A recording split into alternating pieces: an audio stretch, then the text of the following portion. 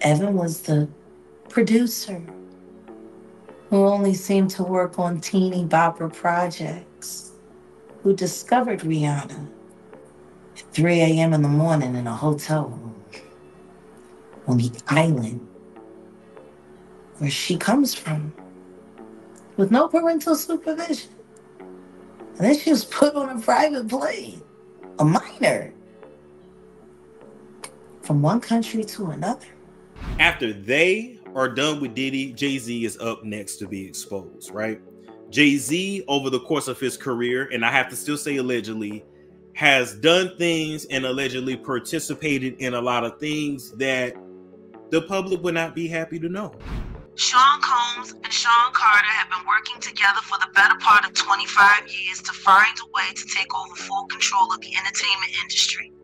They have been slumping and sidelining relevant hip-hop communities for decades so that they can have control. Guys, you might want to sit down for this one. Today we've got a story that's been making waves across the music industry, and it's one that you definitely don't want to miss. We all know Rihanna as a prodigy, an extraordinary talent who burst onto the scene and captured the world's heart with her incredible voice, magnetic presence, and fearless style. From her chart-topping hits to her status as a fashion icon and business mogul, Rihanna's rise to fame has been nothing short of spectacular. But behind the glitz and glam, recent revelations suggest there might have been some dark and troubling moments in her journey to the top. In a shocking turn of events, Jaguar Wright, known for her unfiltered and often controversial takes on the music industry, has come forward with some startling claims. She alleges that Rihanna's past involved two of the most powerful, and some might say intimidating figures in the business, Jay-Z and Chris Brown. According to Wright, these two moguls played a significant role in shaping Rihanna's career, but not always in ways that were beneficial to her well-being. Jay-Z, a legendary rapper and entrepreneur, has been credited with discovering and mentoring Rihanna, helping to catapult her to international stardom. Chris Brown, another major name in the industry, has a well-documented and tumultuous history with Rihanna. The story Jaguar Wright is sharing paints a picture of a young Rihanna caught in a web of manipulation and exploitation, raising questions about what really happened behind the scenes during those formative years of her career. Now, I know y'all are probably super curious, so let me help and break it down for you all. I get it, it's totally understandable if you're feeling a bit confused about how Rihanna and Jay-Z are connected. Their relationship goes way back, and it's a key part of understanding the dynamics in this latest story. Most of you might think that these two connected over music in Rihanna's young adult age, right? You might think that Jay-Z played a crucial role in launching Rihanna's career. Back in 2005, a young Rihanna auditioned for Jay-Z, who was then the president of Def Jam Recordings. Impressed by her talent, Jay-Z signed her on the spot, and the rest, as they say, is history. Since then, Jay-Z has been a mentor and major influence in Rihanna's professional life, guiding her through the early stages of her career and helping her become the global superstar she is today. Their professional relationship has always been closely watched by fans and industry insiders alike. Isn't this the story that you guys know? Well, here's the shocker. 2005 wasn't the time they met. When we hear shocking claims about these two, it can be pretty confusing given their long history together. But don't worry, I'll explain it all and break down the details of their connection and what Jaguar Wright is alleging about this complex and, at times, murky relationship. Now, Jaguar Wright recently made some shocking claims about Rihanna's early career, suggesting that she might have been trafficked by Jay-Z. According to Wright, music producer Evan Rogers discovered a young Rihanna alone in a hotel room in Barbados at 3 a.m. with no parental supervision. Wright alleges that after this encounter, Rihanna was quickly put on a private plane and taken to a boardroom meeting with Jay-Z.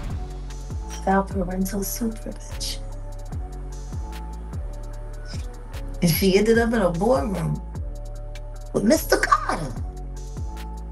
Without parental supervision. Y'all got young children. Would you just let your daughter leave and go to a whole other country with some you don't know? Absolutely not. Doing talent shows at 3 a.m. Evan Rogers has previously shared a more benign version of events, stating that he discovered Rihanna while vacationing with his wife in Barbados. He claims she approached him on the beach and started singing, which led to her eventual introduction to Jay-Z. However, Jaguar Wright's account paints a much darker picture, raising questions about the true nature of Rihanna's entry into the music industry. Adding to the controversy, John Seabrook's book, The Sound Machine, describes Jay-Z's first meeting with Rihanna when she was just 16 years old. According to Seabrook, Jay-Z wouldn't let her leave the building clothing until she signed with his label, implying a level of coercion that aligns with Wright's allegation. These claims have understandably caused a stir, as they suggest a troubling beginning for one of the industry's brightest stars. Seabrook described the scene vividly, noting they were there until 3 in the morning as the lawyers hammered out the finer details. Rihanna would later recall a moment of intense pressure when Jay-Z, trying to clinch the deal, gave her an ultimatum. There's only 2 ways out the door if she signed the contract, or through this window if she didn't. It was a dramatic statement that underscored the high stakes of the situation. When asked directly if Rihanna had been trafficked to the United States, Wright responded in a way that left little doubt. It's starting to sound that way, don't it? This stark admission added a chilling layer to the already tense narrative. So you're saying that the rumors are true. There are rumors circulating that Rihanna was actually trafficked here. Are you saying that Starting to sound that way, don't it? Because her daddy ain't show up till 24 hours later to pick up a $500,000 check for his daughter's ass.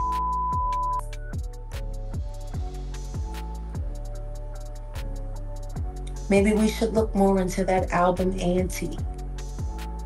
That album cover was disturbing. A child bride with a crown over her head and blood smeared on her face. I don't know. How don't people see SOSs anymore?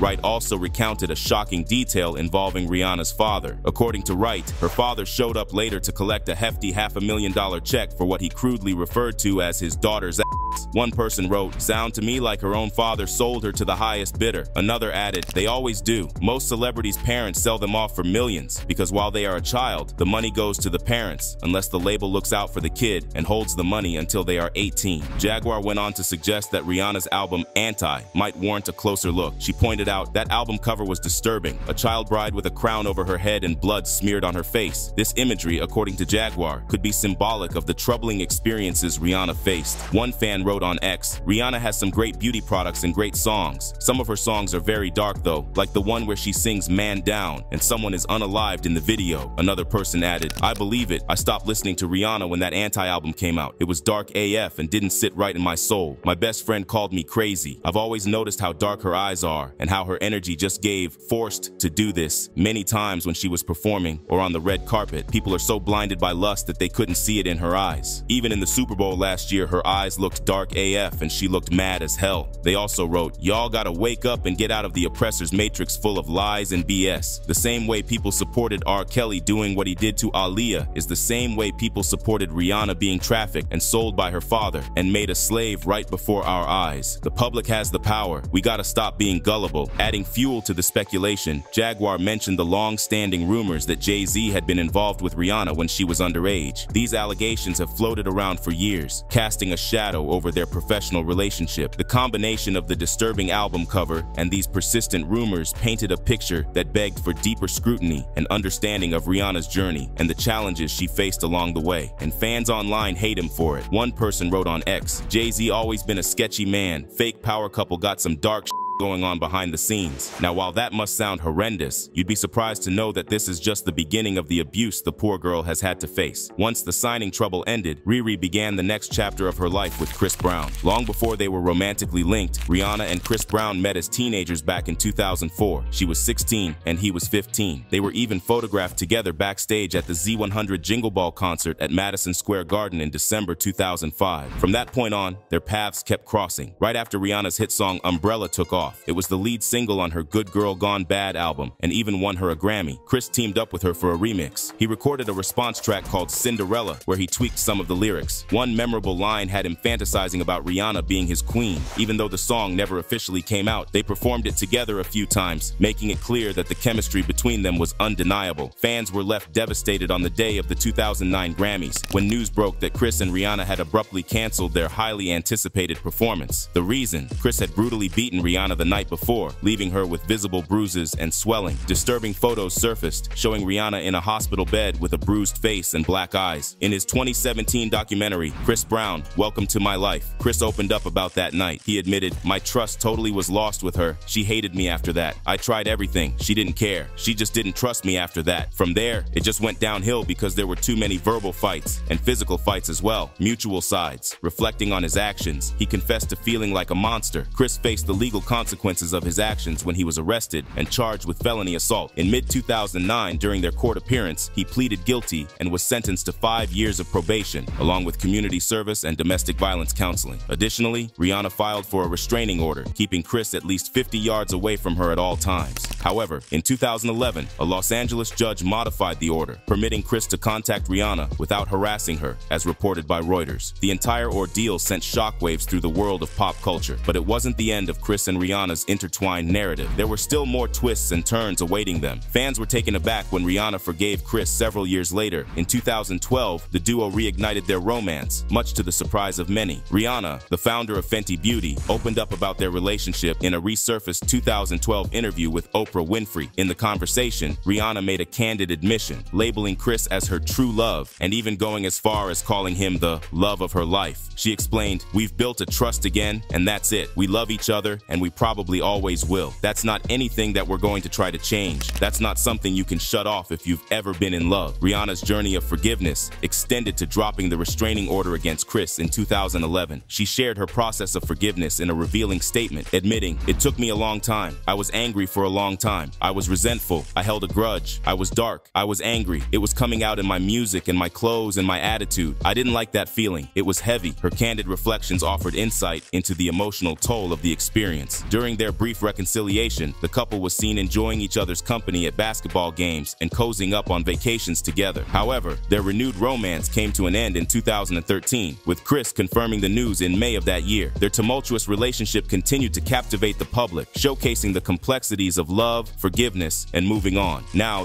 a lot of people scratch their heads over this whole Chris Brown and Rihanna saga. I mean, if he really cared about her, why would he lay a hand on her? And why did she have to take out restraining orders against someone she supposedly loved? But it turns out there might have been more to their story than meets the eye. Rumors started swirling, pointing fingers at Jay-Z, the big shot in the music biz. Some folks claimed he played puppeteer, pulling strings to push Rihanna towards Chris Brown when she was just a kid. And apparently, Brown always had a thing for her, but not necessarily in a lovey-dovey way. It was more like lust, It's a pretty grim picture. Rihanna, this young, talented girl, getting caught up in this mess orchestrated by the higher-ups. And there she was, falling for Brown, thinking it was all love. But really, it was a tangled web of manipulation and exploitation, with her caught right in the middle. Now, it's no secret that Jay-Z was a big name in Rihanna's world, too. He was part of her orbit, known to be involved in her career. So it's not exactly a shocker that some folks believe he had a hand in steering her towards Chris Brown, even if it led to a violent and abusive situation. Given Jay-Z's influence and status in the industry, it's not hard to imagine him pulling some strings behind the scenes. Whether it was for business reasons or something else entirely, his involvement in Rihanna's professional life made him a significant figure in her personal life as well. So, when whispers started circulating about Jay-Z's role in Rihanna's relationship with Chris Brown, it added another layer of complexity to the whole ordeal. It painted a picture of power dynamics and manipulation that extended far beyond just the two of them, highlighting the murky waters of fame and influence in the entertainment world. When you take a closer look at the connections in Jay-Z's social circle, a troubling pattern begins to emerge. Here's a guy who's not only rumored to have played a part in pushing Rihanna towards Chris Brown, but also happens to be closely associated with Diddy, another figure whose reputation has been marred by allegations of mistreatment and abuse towards women and partners. Let's rewind a bit. Jay-Z's alleged involvement in Rihanna's relationship with Chris Brown is already unsettling. If he indeed had a hand in steering Rihanna towards Brown, only for Brown to turn around and inflict harm on her, it raises serious questions about Jay-Z's values and the kind of company he keeps. It's like this twisted tale where someone's actions directly contribute to another's suffering. Now let's bring Diddy into the mix. He's Jay-Z's bestie, right? But lately he's been making headlines for all the wrong reasons. There have been numerous accusations of abuse and mistreatment from women and partners in his life. It's a disturbing echo of the same narrative we see with Chris Brown and Rihanna, a powerful man allegedly exerting control and causing harm to those around him. It's hard to ignore the parallels here. When you have two influential figures like Jay-Z and Diddy, both surrounded by allegations of abusive behavior towards women, it starts to get really scary. It's like there's this dark cloud hanging over their inner circles, where abuse and mistreatment seem to be normalized or overlooked. When you dig deeper into the allegations surrounding Diddy's behavior and compare them to the actions of Chris Brown, you start to notice some unsettling similarities. Both men seem to exhibit a pattern of abusive behavior that shares certain characteristics. For one, there's the element of control. Diddy has been accused of using his power and influence to manipulate and exert control over those around him, especially women. Whether it's through emotional manipulation, financial control, or other means, the common thread is a desire to dominate and subjugate. Similarly, Chris Brown Brown's history of abuse towards Rihanna and others also reflects a pattern of control. Whether it's through physical violence, emotional manipulation, or possessive behavior, Brown's actions seem to stem from a need to assert dominance and control over his partners. Additionally, both men have faced accusations of explosive anger and aggression. Diddy's alleged outbursts of rage have been well documented, with reports of violent incidents and confrontations. Similarly, Chris Brown's violent temper has been widely reported, culminating in the highly publicized assault on Rihanna and other incidents of aggression towards women. Now, for those of you who don't know, the way Chris Brown assaulted Riri was very similar to what Puffy was recently seen doing to Cassie in a leaked CNN video from a hotel lobby. Let me break both of these down for you. So, let's rewind back some years ago, right before the Grammys when Chris Brown assaulted Rihanna in a Lamborghini. That picture of Rihanna, busted lip, black eye, bruises all over, went viral in no time. Now, fast forward to recent times and there's this new documentary where Chris Brown's spilling some serious tea about what went down. Turns out he owned up to being unfaithful with some girl from work, and when Rihanna found out, all hell broke loose.